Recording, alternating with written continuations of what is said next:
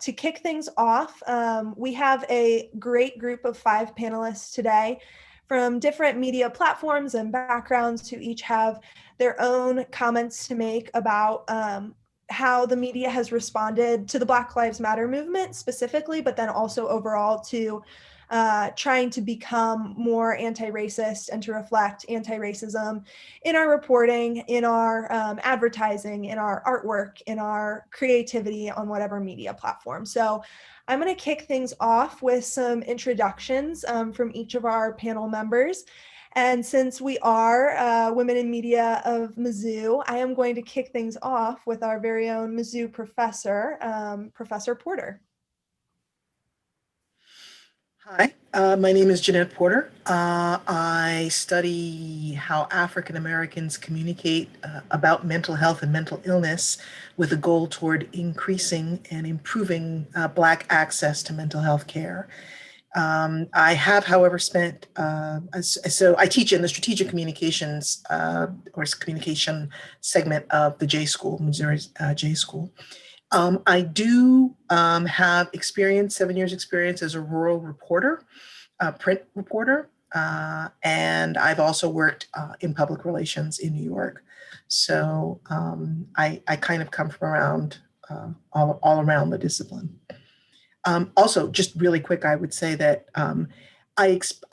since a lot of what happened in terms of the activity and the actions around George Floyd and Black Lives Matter happened this summer, I really allowed myself to experience that media coverage as a consumer and not as a scholar. So I do tend to think about it both ways. Awesome. Thank you, Professor Porter. Next, I will hand things over to, we have 2 Melissas with us today. So we're going to use first initial of last name to help differentiate, but I am first going to pass it off to Melissa D. Hi, everyone. My name is Melissa Denizard. I am currently in Spring Valley, New York, otherwise known as Muncie Lenape land. And overall, I will say I am a political education teacher, but a lot of what I do has to do with sifting through media and how different issues around specifically the Black plight is represented in media and how folks are responding to that. So I have to sift through that and make it more understandable and make it more accessible for folks. So a lot of my work is really focusing on how do we transform the process in which we teach people political education by making it more accessible, approachable, and relevant to our everyday lives. And I'm glad to be here with y'all. Thank you. And then I will pass it over to Melissa H.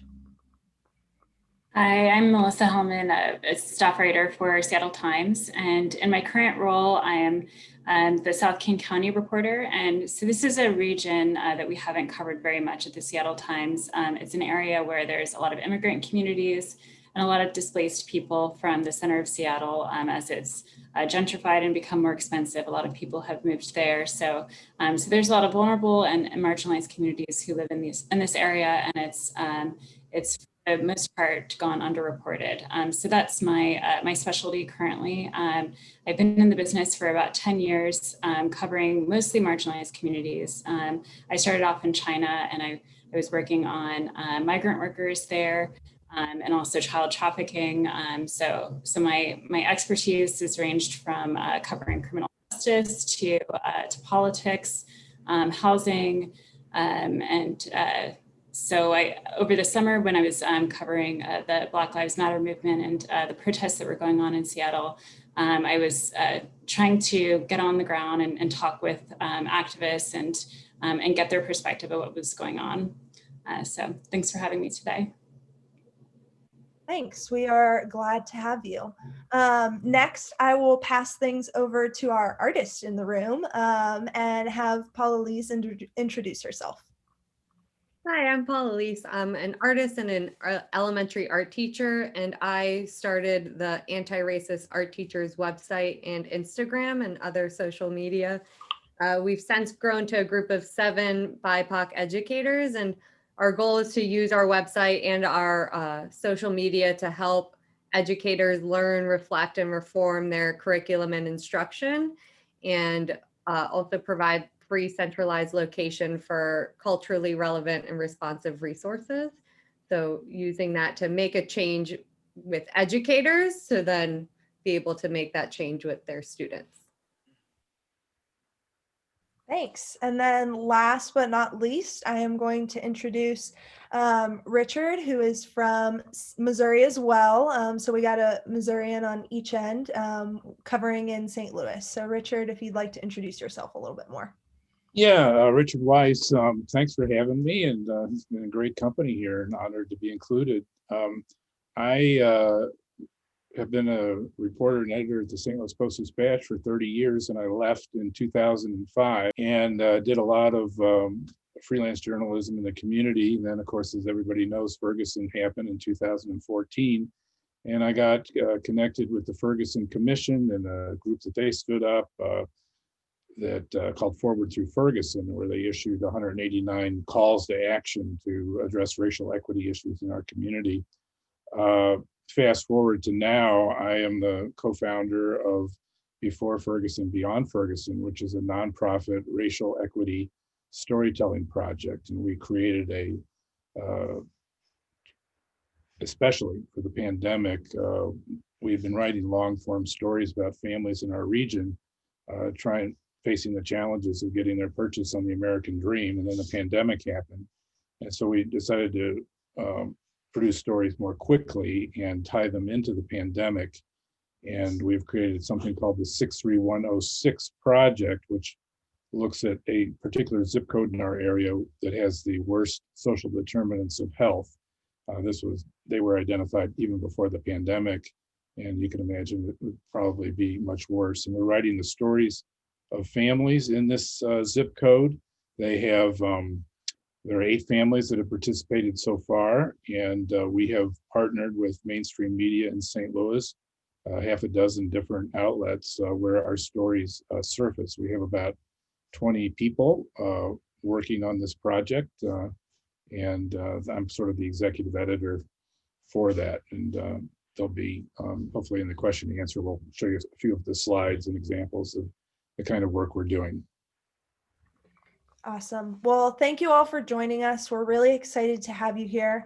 I'm going to kick things off question-wise. And just as a reminder to all of our members who are here, if you have any questions, please send them in the chat and we can make sure to address them, or we'll open things up to a free flow Q&A at the end, and you can save them for that as well. So overall, I think one of the biggest things that we were hoping as an executive board to focus on with this meeting is where media platforms have room to grow when it comes to being anti-racist, to better covering marginalized communities, better covering protests, better covering the movements that are happening across the country when it comes to social justice issues. And so to start us off, I'm going to ask if there's one particular thing for your media platform, or for any media platform really, to grow in when it comes to covering and representing the movements that are going on, what would you say that particular area for growth is?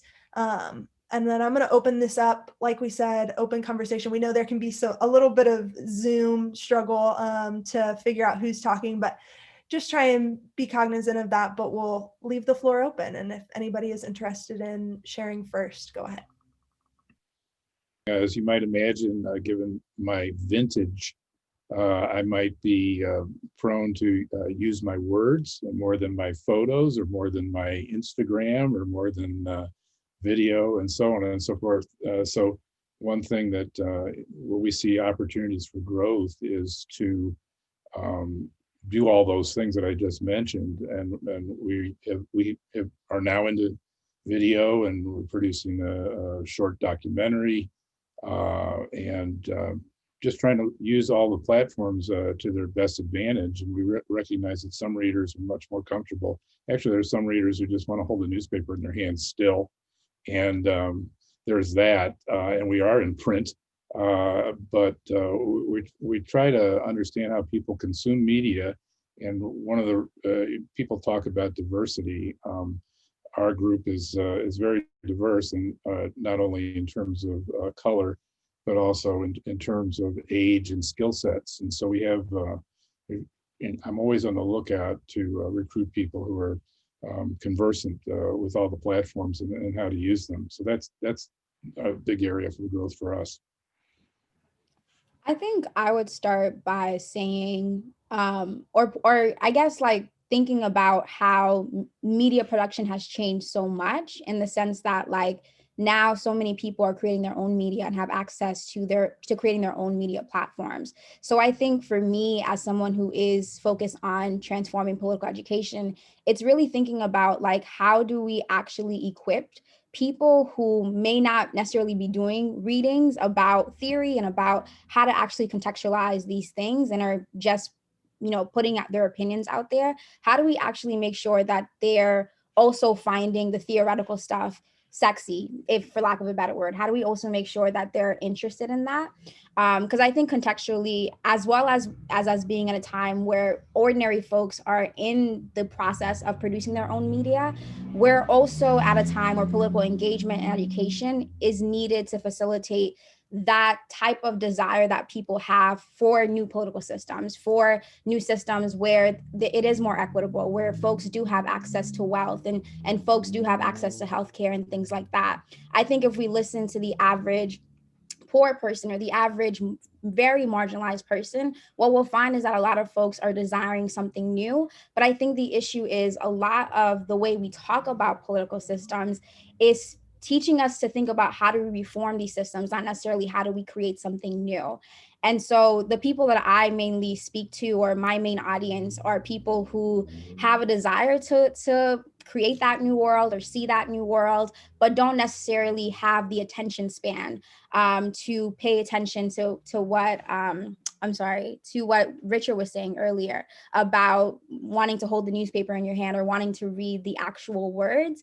I think we also have to take into account that social media, or the economy of attention, has eroded a lot of people's attention spans, a lot of people's ability to even read, even when they have the desire to do so. So for me, it's really thinking about how do we make things more multidisciplinary? How do we integrate more video, more just different types of disciplines to create a learning experience that's actually exciting and relevant to people's lives, so that they can actually have a more theoretical basis for some of the things that they're saying and how they're contextualizing the times that we're in.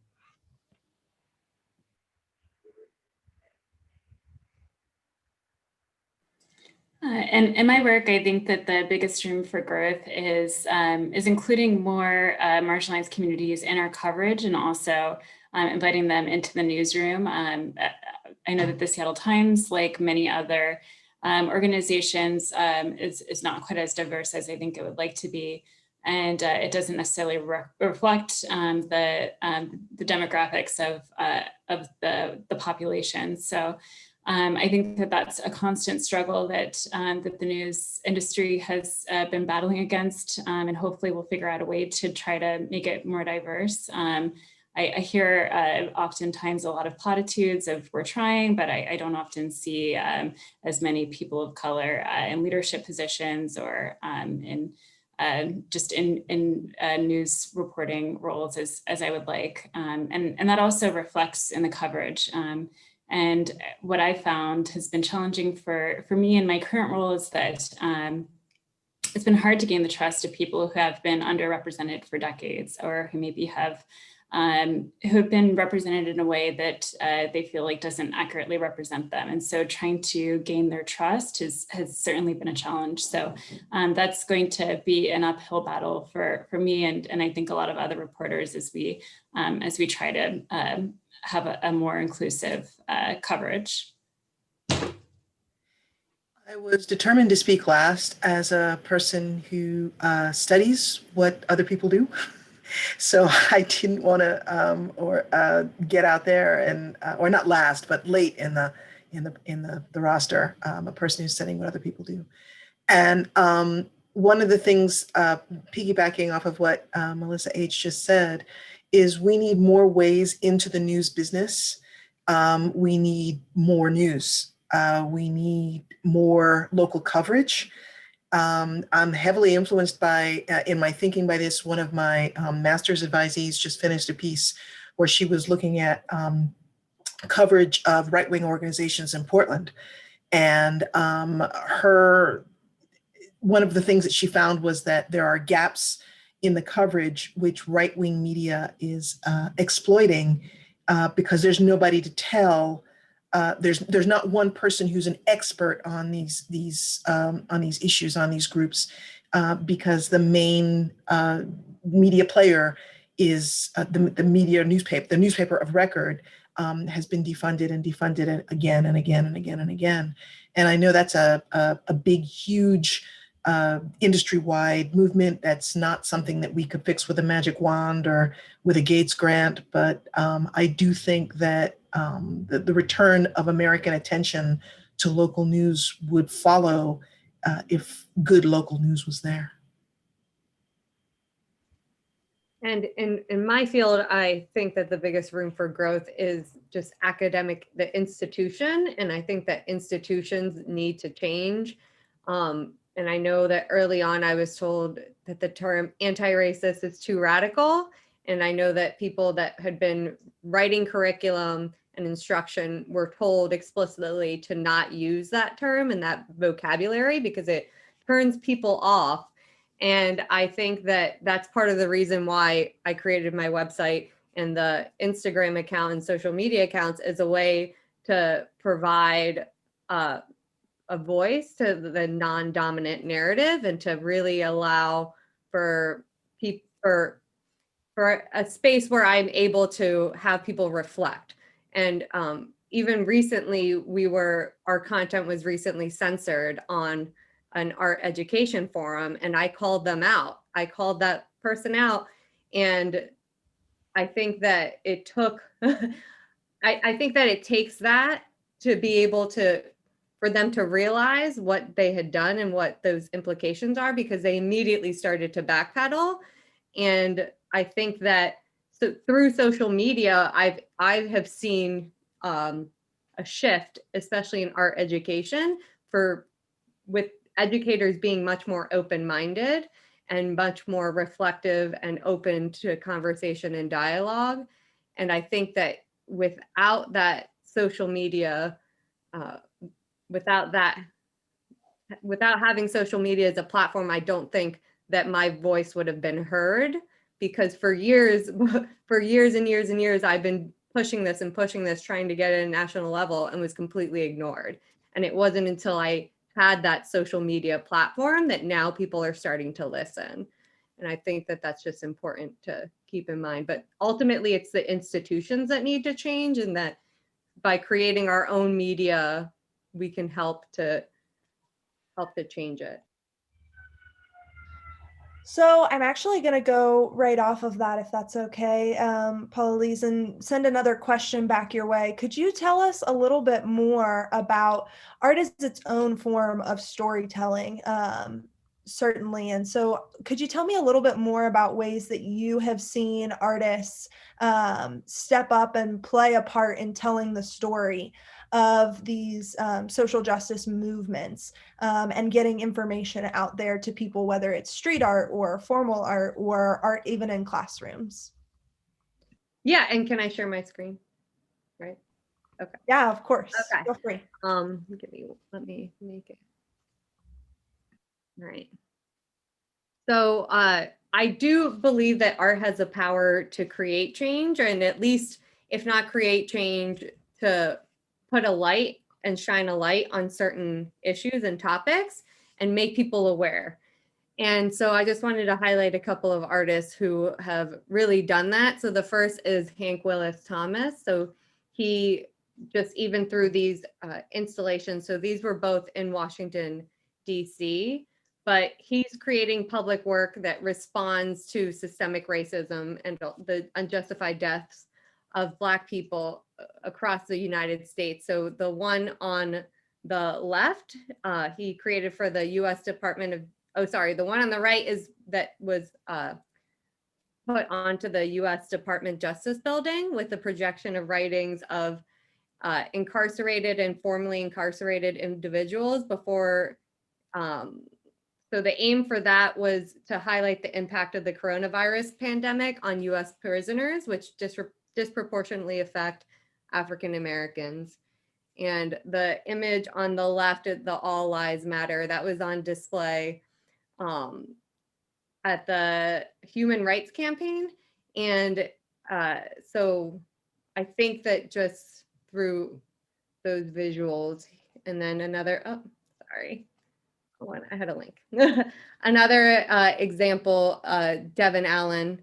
So he's a photographer living in Baltimore. So the image on the left was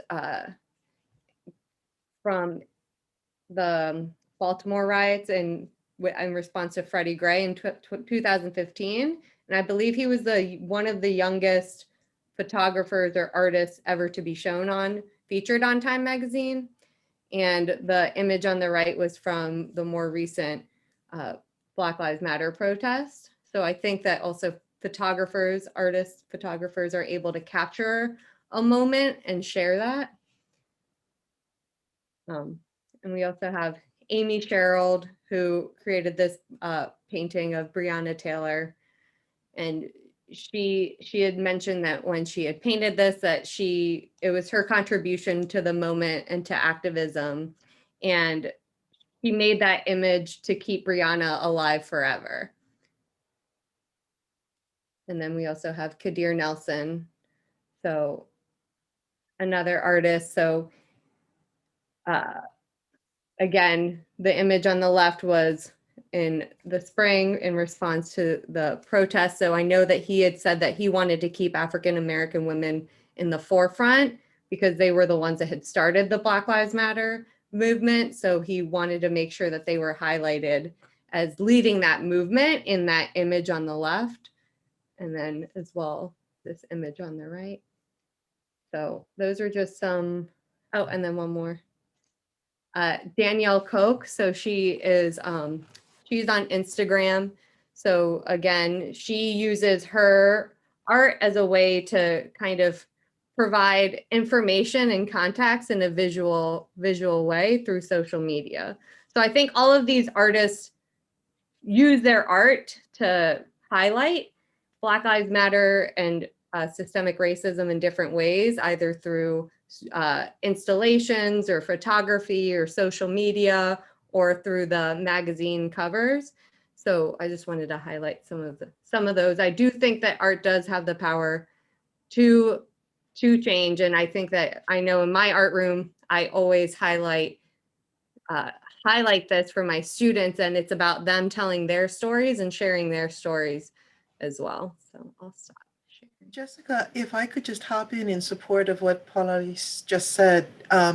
If I'm not mistaken, I know that there were 8 major magazines. I believe it was all of the major fashion magazines in September had Black women on the cover. And I do not believe that has ever happened before, ever. I walked into a newsstand, a Barnes & Noble, and saw Vogue, Elle, I think it was Marie Claire, Harper's Bazaar, just all of them. And I think and the September magazine is always the big one that rolls out the current issue or the current fall fashion, the big fashion issue. And it was even though that's commercial art, it was a powerful statement that of what society's attention is being focused on and paid to. And on the flip side of that, I would say that on Missouri's own campus, we have an artwork that is being protested, the statue of Thomas Jefferson, that the administration has firmly stated is not coming down. They have spent, I believe the figure quoted was $20,000 to put a plexiglass case over it so that it would not be defaced or marked in any way. And that's a statement, I think, what Paula was saying, Paula Lise was saying in terms of the importance of institutions. The institution of the University of Missouri has doubled down on their identification, not with the Black Lives Matter movement. And that's unfortunate. Well, it's more than unfortunate, but Yeah, and actually on our site, an art educator has a lesson posted on our site that she has done with her high school students about monuments and statues and their place in public and in institutions. So I think that if middle school and high school students are able to get it and have this conversation, why are these institutions digging their heels? Yeah, I think it's really interesting to hear about how we're looking at art and media at all kinds of different levels, be it individual, be it professional, be it corporate art, even like thinking of it in that perspective and just how art can show up even. And I loved how you incorporated artwork and design that's gone into covers of publications. I think that was a really unique way of looking at art that I wouldn't have thought before, and seeing the interconnection between different fields of media. It overlaps in so many ways. But my next question that I'd love to move on to is looking at, and Paula Lee's kind of introduced this with featuring specific artists, but do any of you have particular writers, speakers, people in your area of media, advertisers that you admire their work and the way that they've responded? And do you think that there's something in particular about their work that makes it really solid, admirable work to represent marginalized communities and the movements that are going on?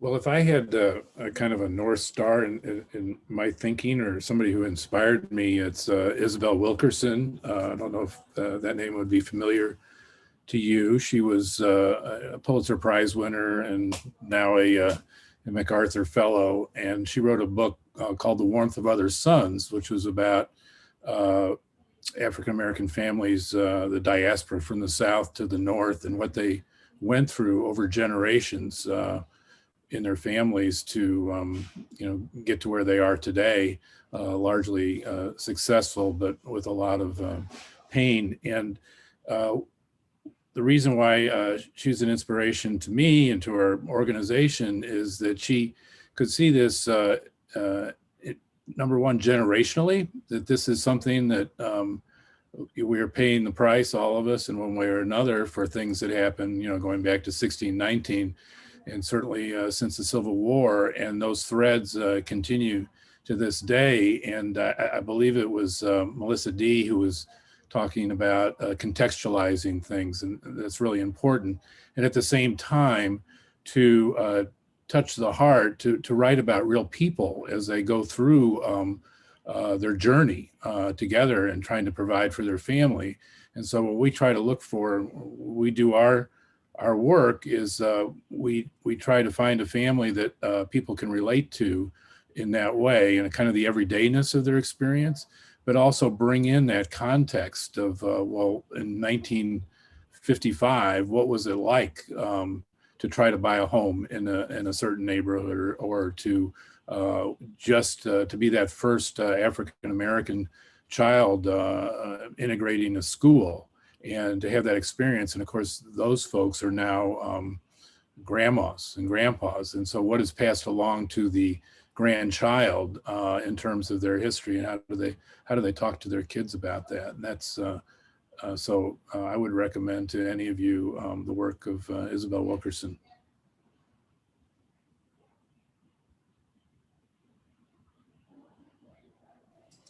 This person hasn't necessarily written about the Black Lives Matter movement, as far as I know, but I think that Liliana Segura at The Intercept is doing a really great job of writing really in-depth reports on people who are set to be executed. So I think there's 5 people left who are set to be executed under the Trump administration, and she wrote a really in-depth piece about Brandon, who was just executed. So I really like her stories because I think it gets into the nuance of racial inequities that you see in the justice system, and she's writing stories that I haven't seen elsewhere.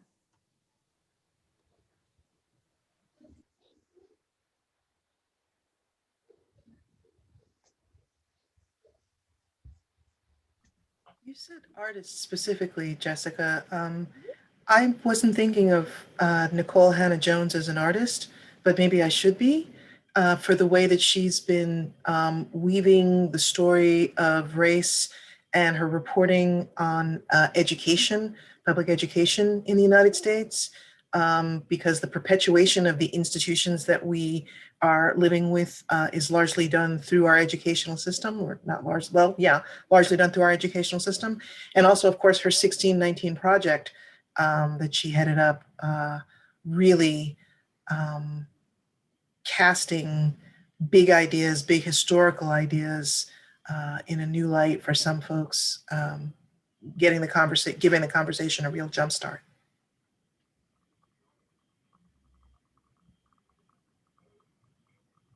Okay, I think my next question, kind of looking more at our audience here with Women in Media, being a college campus organization, we have a lot of young professionals who are learning and growing and looking at the years heading into their career field, whatever that media platform may be. Do you have any advice for young adults who are entering this workforce on whether it's they're working at a print digital newsroom and they are on a beat and trying to find ways to give voice to marginalized communities in their beat work, or if it is through art, or if it is through going into further education and trying to work to better educate others, whatever the platform that they're using is, do you have any tools or any tips or tricks that you would recommend about trying to make your coverage diverse and being able to give a platform to the kind of communities that really need a voice?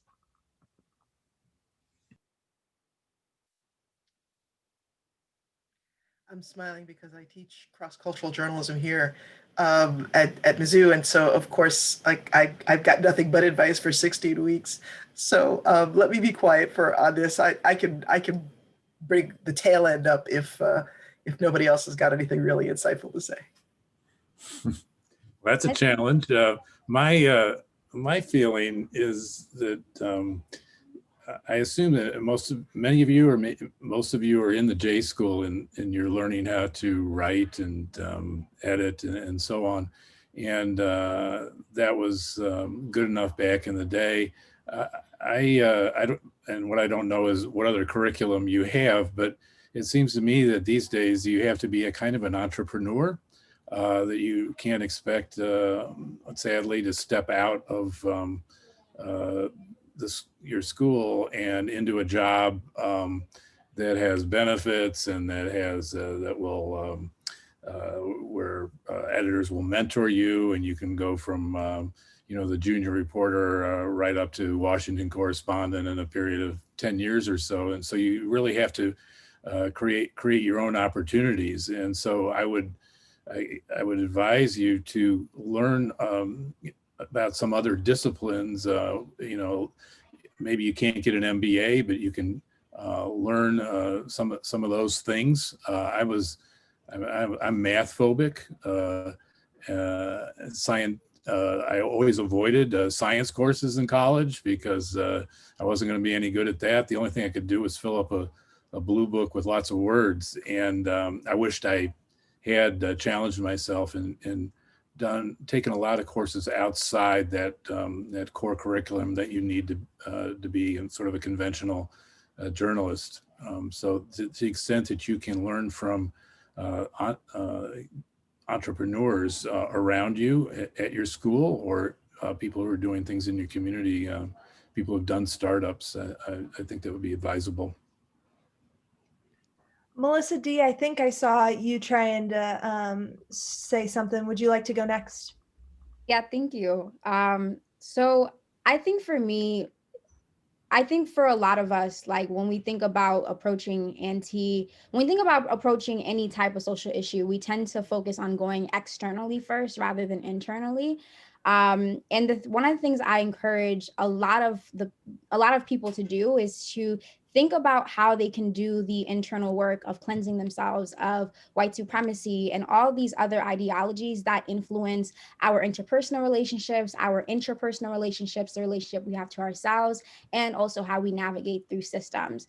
And I think something that a lot of institutions and a lot of non-Black people, and I would also say wealthier people, experience is this paternalistic attitude towards Black folks. This idea that you know more than Black folks, you know more about what's best for Black folks rather than the Black people themselves who are experiencing racism and who are experiencing the actual everyday experience of what it means to be a Black person, either in the United States or abroad. And I'll give you an example of this. So this summer with the Black Lives Matter movement, and to keep in mind, Black Lives Matter movement has been here for so long. And I think this summer was really the first time we started seeing, I would say, companies and institutions be comfortable with finally saying Black Lives Matter. But we also saw with this particular iteration of the movement, this call to defund the police.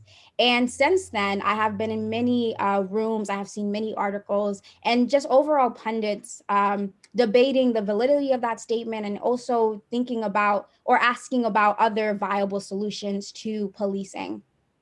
And sometimes when I'm in these rooms, specifically listening to other people speak about defunding the police, it's often talked about in this way that there hasn't been any solution presented. There hasn't been any proposals that we're still really ideating about what to do with the issue of police brutality and anti-Blackness within policing itself. And so, for example, yesterday I was in a Clubhouse room, and if you're not familiar with what Clubhouse is a new app. They actually just wrote something about Clubhouse on Vanity Fair today, but it's an audio-based app where people can basically have conversations like we're having now. And one of those conversations was about defunding the police and whether or not that's a viable solution and whether or not that's actually a solution itself.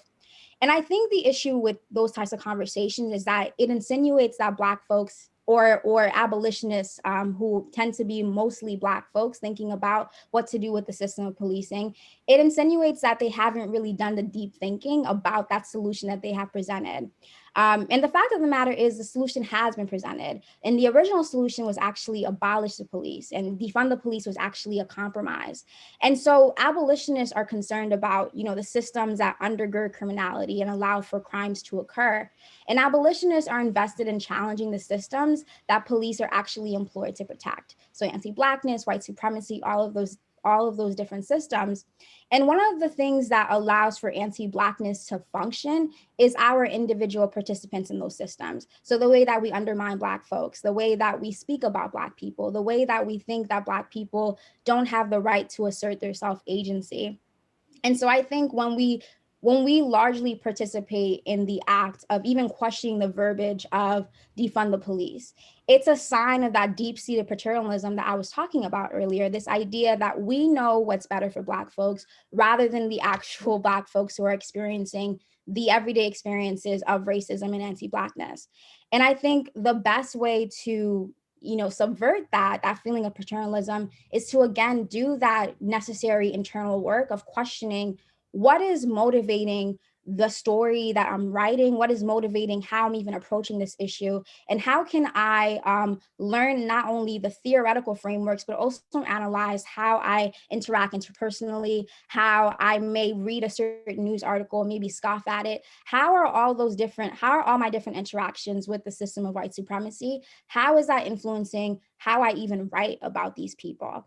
And I think that is the foremost advice I would give to journalists or to anyone, really, is to think about how do I do that necessary work every single day of cleansing myself of white supremacy. And this doesn't just apply to white folks, it applies to everyone, because I think we are all impacted by white supremacy. And so it's important that we're invested in not only looking externally, but also looking inward and interrogating ourselves. I really appreciate that, Melissa. Thank you. We are getting a few questions into our chat, so I'm going to hop over to one of those questions first. And especially within news coverage, whatever the platform may be, there are oftentimes problematic individuals or viewpoints that can come up. And especially, I know that it's being discussed in current journalism classwork, but the idea of objectivity, and if objectivity is really what we're going for in every case, and what true objectivity looks like. But when you come across problematic individuals or viewpoints that are a part of the story, but that can be identified as problematic, how do you cover that without giving these kinds of people voices and more of a platform than is deserved? And how do you decide what platform is deserved for different sources? I'd like to hear what Melissa has to say about that. I bet she's run into that from time to time. Melissa Hellmann. Yes. So I take issue with the term of objectivity, because I think that it is often based in this a white supremacist patriarchal viewpoint that considers anything that's doesn't fit that narrative is considered something that is more subjective, or it's activism journalism, which I disagree with. It's against all of my reporting. So I think for me, when I am writing my stories, I try to be as fair as possible, and I also I do take into account these controversial viewpoints, but I think I try to determine if it's really adding to the story, or if it's taking away from the story, or if it's a distraction. And also talking with my editors and my coworkers is always helpful in me finding that balance. But I think that when you're writing stories that is mostly about race, I think that it's important to hear from the people who have been impacted by that. And if you have someone who has a racist viewpoint, my consideration in putting that into the story would be, well, did that all connect to what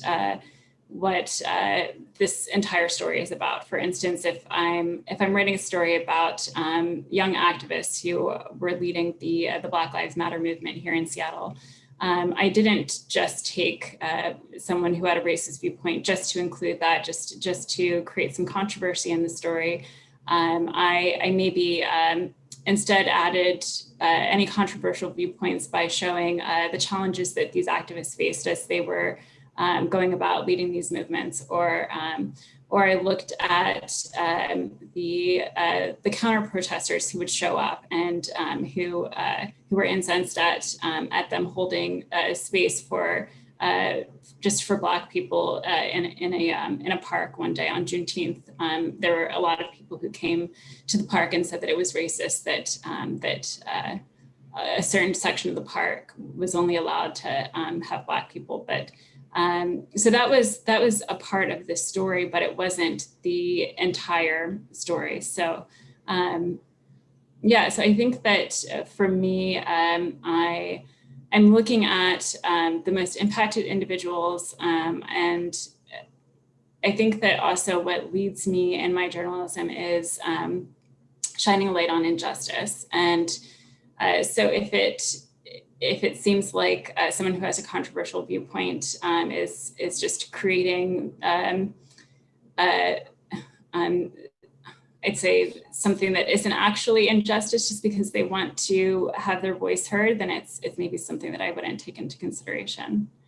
I think too, like to everything that Melissa was saying, I would also add that I think oftentimes when I see articles, or when I engage in things like journalism, I often think that we believe that we have to get like the far most like opposite viewpoint of what the main story is.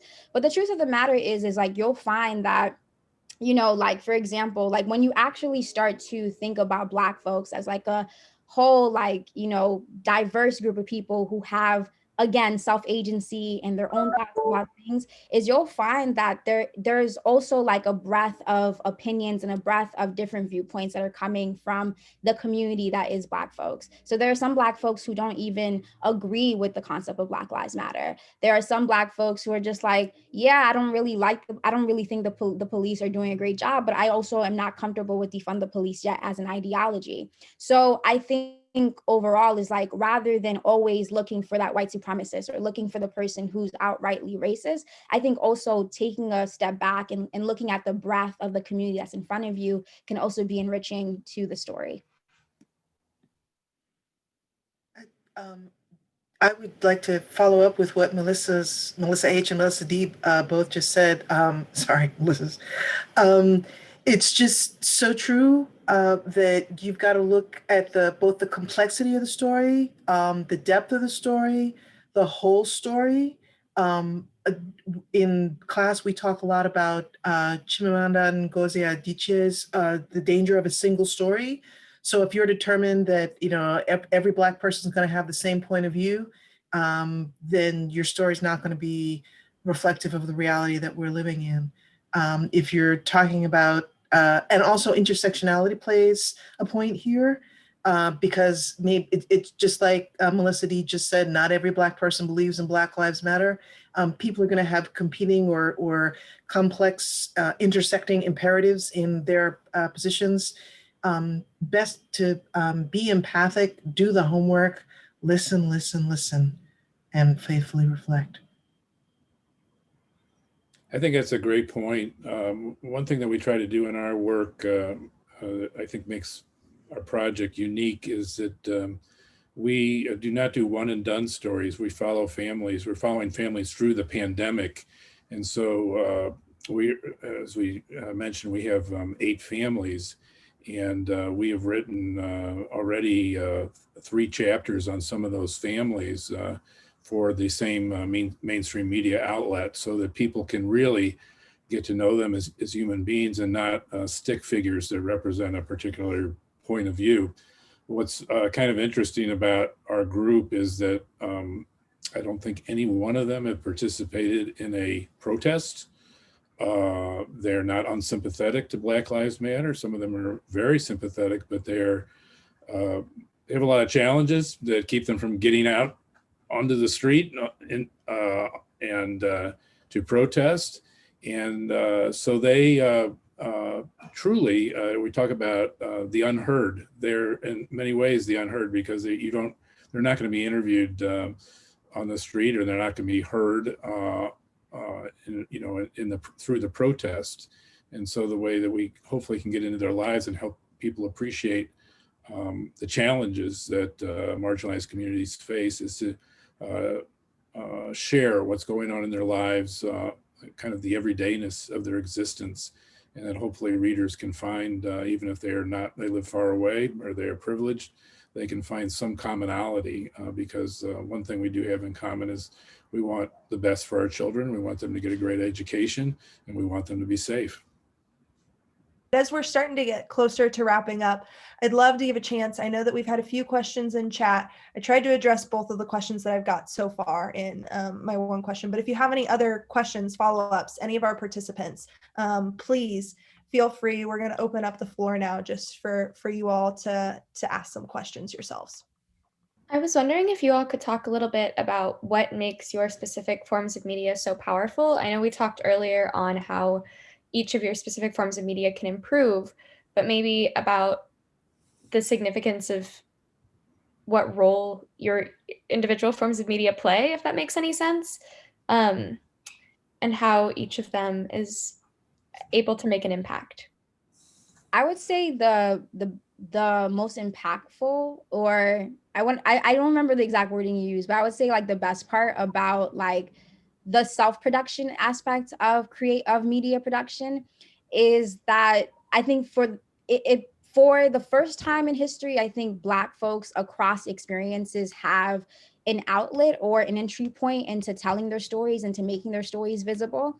But I also think too that what's really beautiful about it is again that ability to assert your agency, to the ability to say like, I'm here and you're going to listen to me.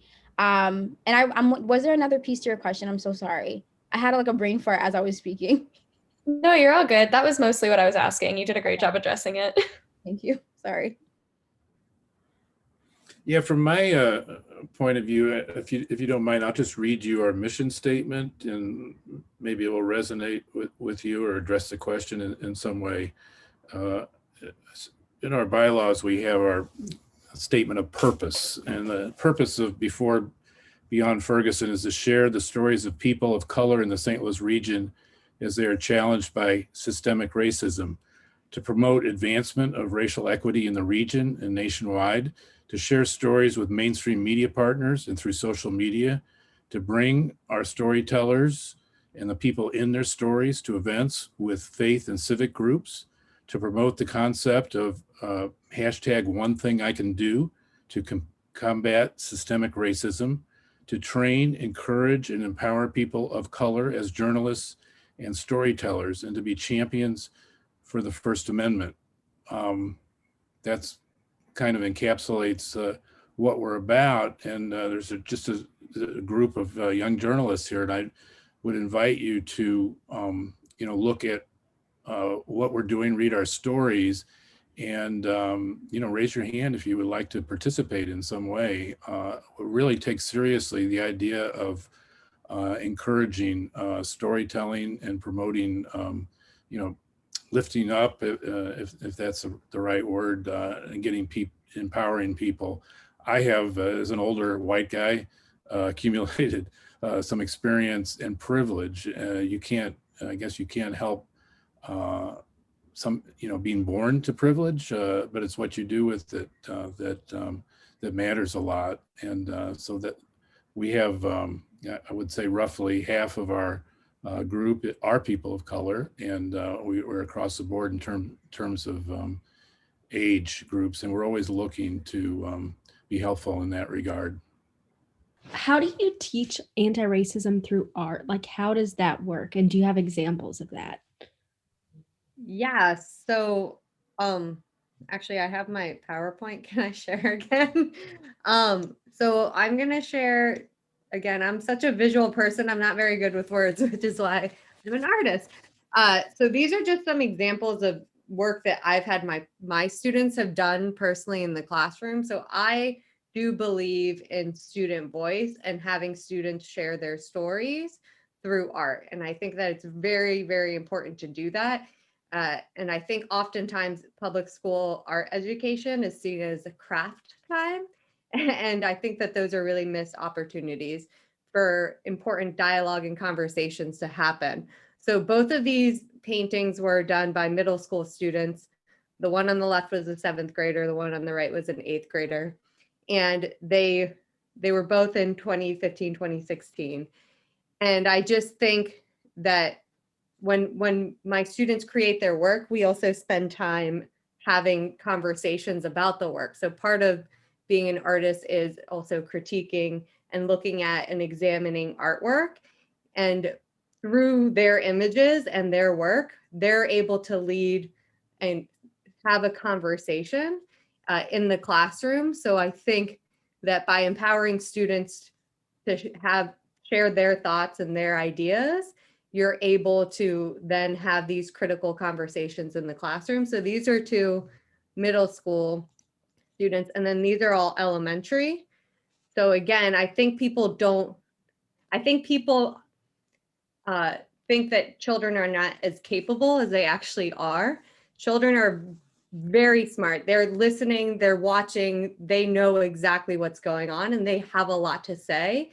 And by just ignoring it and pretending like it's not happening, you're not doing them any favors. And I think you need to be very explicit with them and just be very open. So again, these were all created by my students. The one on the right was a 4th grader, the middle is 5th, and the one on the left is also 5th. And again, just having them lead that conversation. I think that even the visual of it is very, very impactful. And we've had conversations about defund the police in elementary school. And I think that it's important as our educators, or as educators in general, that we don't shy away from having these conversations with children, because then they're going to grow up into adults who are going to be afraid to have these conversations. So we need to be encouraging them to think about and sit and see and understand the reality of what's going on. So as they get older, they have that sense of agency already. So I do it even from kindergarten, day one. We do a self-portrait lesson, and it's all about like melanin and race and our skin color and why it matters, why it doesn't matter. We have that conversation like with kindergartners. Why do people find it hard to talk about skin color? And 5-year-olds, they have a lot to say. I think we need to give them more credit. So don't shy away from it. I think just being very direct and open, and also letting children lead the conversation. So again, when I'm talking about all of these things, I'm not dictating any of this to them. It's coming from them. So I'm asking them questions like, okay, why does skin color, why do people think skin color matter? Does it matter? Like, have you ever felt that you've been treated differently because of your skin color? I think opening up those conversations, or asking those questions to then open up those conversations, is a great way. So leading with the student voice is my approach. So asking questions and asking them to reflect on and create work as a response of their own feelings around it. So. Thank you. I really appreciate that. I think I've seen it at least on the news platforms as well, like where there's a lot of underrepresentation of kids because people feel that they don't have the voice to speak and aren't necessarily like credible sources. And one of my favorite, I love listening to podcasts, and there was an episode of the New York Times, The Daily, earlier this summer that they asked kids to talk about some of the news issues that were going on and got their responses, and it made for a really interesting conversation and story. And so I think that that is a lesson that not only applies in art, but can also apply in lots of forms of media of giving children representation as well. I want to really respect the time of our panelists. So I'm going to give just one last chance. If any panelists have any closing thoughts, anything that you would want to share, to go ahead and do that. And then if we don't have anything really else, I will dismiss our members, and then we'll let our panelists stay for just a second so that we can thank you and do some closing out things as the executive board. But before I open the floor up, I just want to make sure that it is very known how grateful we are to have all of you here. And I encourage our members to continue to reach out. If you have questions, those kinds of things, let us know as an exec board, and we can try and follow up with our panelists. So with that, I'll give you each the chance, if you have any last thoughts, closing thoughts, things you want to share, to go ahead and take the floor. I think just going back to what Paula was saying earlier about children, I think everything you said was beautiful, and I think there's a lot of truth to it about giving kids and young people the platforms to speak and to share how they're feeling. And I also think too, like actually heeding the leadership of young people is so crucial, but also returning to that youth that we've all experienced. And what I mean by that is, I think earlier when I spoke about, the desire that a lot of us have to experience new political systems or a new political landscape, I think what's really crucial in getting to that place is actually utilizing our imaginations, actually, tapping into those times when we were kids and we actually had the luxury, the time, the leisure to actually think beyond our present. And I would say, shoot, I just forgot what I was going to say, but I would say overall, journalism, I remember now. Journalism, I think, is really powerful, specifically with the storytelling piece, with actually presenting people with alternatives of what's possible, actually presenting people with alternatives, from what's their current reality. And I think, utilizing that power a lot more, or tapping into that imaginative piece more, is so crucial. And it doesn't necessarily mean like, I don't know, I think we sometimes sometimes think it has to be silly, but I think too, it's about like actually presenting examples of people who are already doing the work of stepping outside of their current understanding of the world or their current present, and actually presenting folks with something new in their local communities. Because I think in order for us to actually realize some of these bold ideas that we are speaking about and presenting, it's actually going to require seeing those other alternatives. I think that's the best way to actually get people to believe in something new. So I think with journalists, it's really about, I think sometimes breaking from always talking about the present, but also presenting people with something new. So excavating the past and the present to present something new. Ask why and how. You may think you know, but you just ask a lot. Awesome. Well, I think that is a really great note to end on, especially for many journalists in the room. Ending with questions is always a good space to be in. So thank you all of our members for joining us today. I know it is Friday at 5 o'clock is not the most enticing time to step into a conversation, but it's important. And the fact that you're here matters, and we really appreciate that. So with that, enjoy your weekend and good luck heading into exams next week. See you all next semester.